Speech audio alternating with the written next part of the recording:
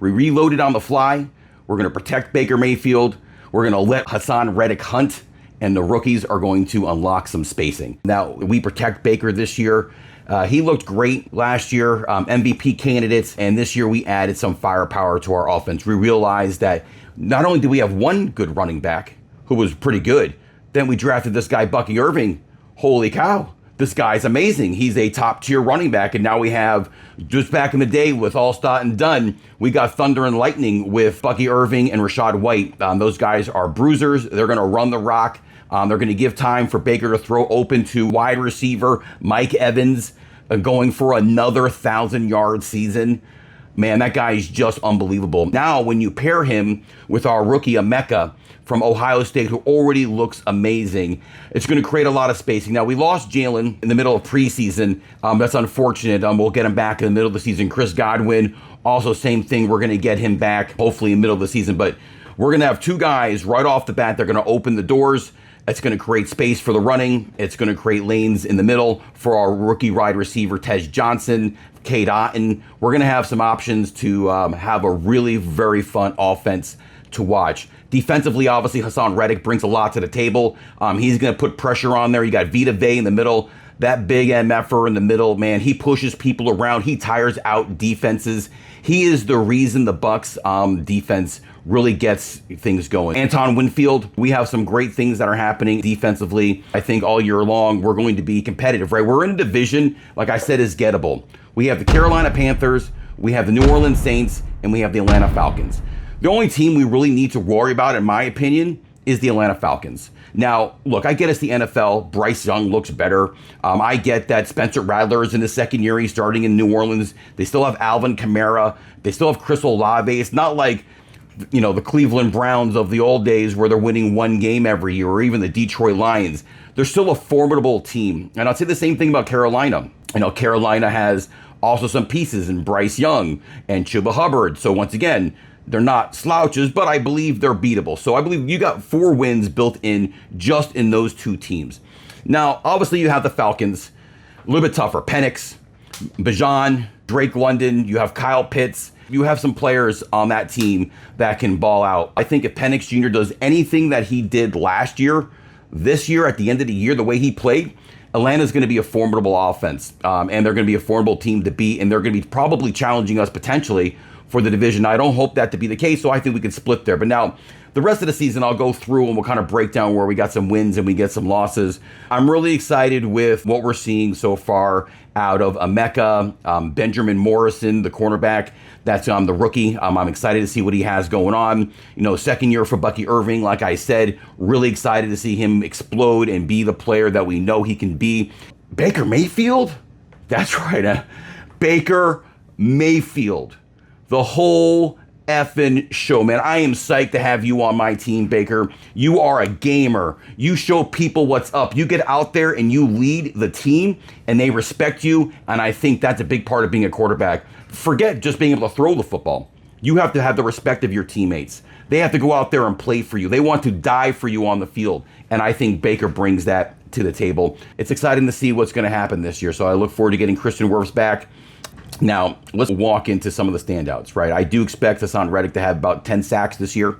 I think if he doesn't get 10 sacks, then all the money we're paid him is a waste of money. Emeka Egbuka, as I said, I believe he's Pro Bowl ready.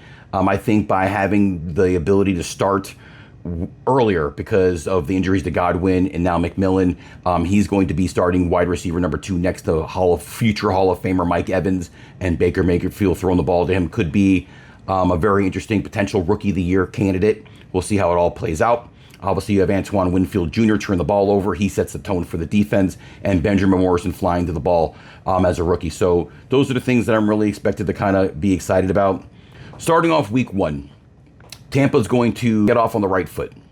Right, we're going to play our toughest opponent in our division, and that is the Atlanta Falcons. Penix Jr., they're going to be a formidable offense, as I said.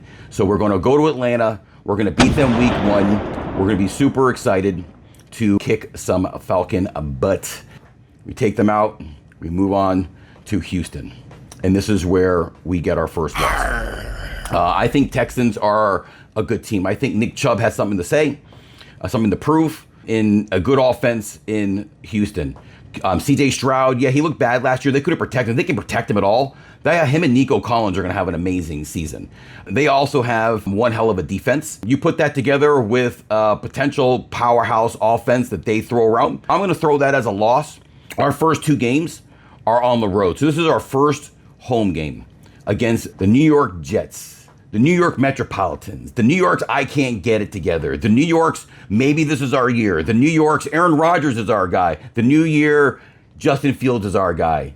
Man, I feel bad for Garrett Wilson. That's a hell of a talent on a team that can't get him a quarterback to throw him the ball, and I believe this is where we get our next win. So now we are 2-1, moving out of week 3 and moving into week 4 against the Super Bowl champions at home against the Philadelphia Eagles. Now, once again, Super Bowl champions. There is always maybe a little Super Bowl slump that could potentially be happening here. Jalen Hurts, you never know how he's going to play. A.J. Brown. They got some weapons. Saquon Barkley. How do I forget that guy? He's pretty good, right? Offensive player of the year. That's a tough team. It is at home. We did beat them last year. So they are a beatable team. But I'm going to give us a loss here, even though I'd always like to see us win. We then fly week 5 to Seattle. I'm not really sure what we're going to get with Sam Darnold there. They got some new things going on. Kenneth Walker III is probably their best piece to get rid of Tyler Lockett, to get rid of DK Metcalf. They get Sam Darnold. I mean, what does that team really look like? Are they actually going to be any good? I don't know enough, to be honest with you, to give you my personal opinions, but I believe that is a tough game to travel to, but that's a win, 100% for us. And then we roll into the next week at home against the 49ers. Again, you have a team with lots of question marks. Brock Purdy, can he stay healthy? He's been pretty good. CJ McCaffrey, CMC, he's really the question mark, right? If he's healthy and Juwan Jennings is doing the things that they think he can do, and the reason why Brandon Ayuk is there and Deebo Samuels is not, and Greg Kittle is still in the offense, that's a good team. But I actually believe them traveling to hot Raymond James Stadium is an advantage for us, and I'm going to give us a win there. A tough game, but I believe that is a win. Moving into week 7, we are facing the Detroit Lions. Now, I believe we beat Detroit last year as well. So once again, I do believe it's beatable. It is in Detroit. But once again, tough game, and I'm giving this one to Detroit. Jared Goff and the boys, that's a good team, right? Dan Campbell's going to bite our kneecaps off. You have Amon St. Brown, Sam Laporta. That's a pretty good team. Once again, they did lose offensive coordinator Ben Johnson and their defensive coordinator Aaron Glenn as head coaches now for other teams. So does that really affect how good Detroit is? Can Detroit actually be as good as they were last year without these coordinators? We're going to see, but I'm going to respect it, and I'm going to give it a loss. Now we're going to roll into the Saints. As you heard me say earlier, I don't believe they're any good. They do have some players, but I believe that is a win. Week 9 is a bye. Now we have week 10 at the Patriots. Drake May and the boys. I actually happen to think that there's a lot of question marks here, even though I believe this is going to be a win for us. Drake May, Stephon Diggs, and Mike Vrabel and the boys are going to show up, and they're going to show us either that this quarterback is the new future after Tom Brady finally and Bill Belichick has left, and they're going to be halfway decent, or they're just going to continue what they were last year and just mediocre. But I'm giving us a win because week 11 is the Buffalo Bills at Buffalo, and that is going to be in November. Potential cold weather game. Buffalo Bills probably going to be leading their division. Josh Allen and James Cook and Dalton Kincaid and the boys now show up, and they're ready to kick Tampa Bay Buccaneers butt. So am I unfortunately giving us a loss there? The following week, we go fly to Los Angeles, where we play the Rams. Lots of great things here with the Rams, right? No more Cooper Kupp, but Puka Nacua is now their solid number 1 guy. Kyron Williams is their running back. Obviously, you got Matthew Stafford, who's having injuries at the moment. So is he going to be the starter, or is it going to be somebody else, right? So it could be interesting. I'm giving us a victory here in Los Angeles, and because the following week, we have the Arizona Cardinals at home. And the Arizona Cardinals have been kind of like an experiment. Kyler Murray, they didn't want to pay him. They paid him. He's been injured. He's been flashy. Man, that guy can run. He can zip it. He looks great when he's playing well. James Conner, same thing. The Terminator himself. He's been pretty consistent. Marvin Harrison Jr. was good last year, but was he great? Is Arizona any good? I think, unfortunately, they're mediocre. They had that one good year, and that was it. And they've been kind of like, eh. So that's a victory for us. Rolling into week 14 with the New Orleans Saints, as you know, I don't believe they're very good, so we're going to give us another win here. Following into week 15 against the Falcons. Now, I think by this time, if the Falcons are any good, Penix Jr. and Bijan and Drake London and all those guys have put it together.